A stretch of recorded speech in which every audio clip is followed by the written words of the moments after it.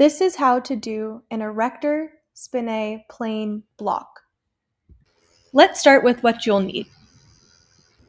You'll set up your sterile towels and set up your field.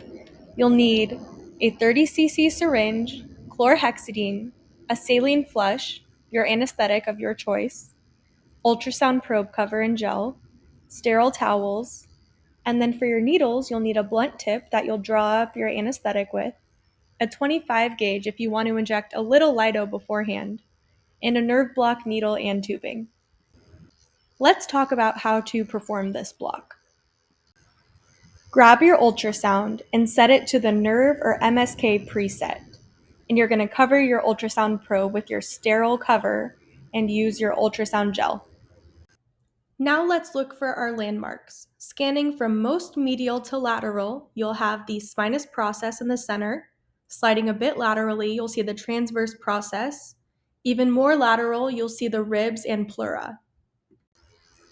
These landmarks are a little bit different from each other, so let's talk about how to identify them. If you look at the left of the screen, you see your transverse process.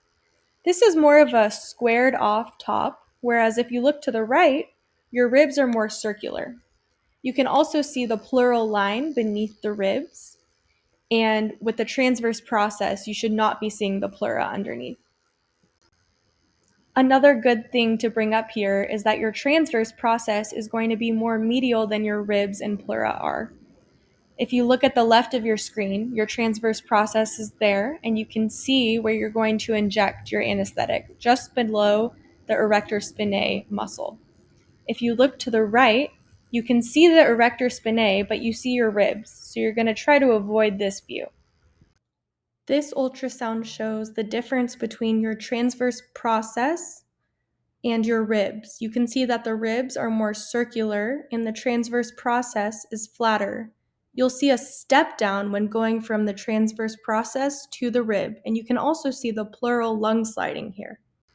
You're going to use in-plane needle visualization, which means you're going to be putting your needle directly under the ultrasound and viewing it on your screen.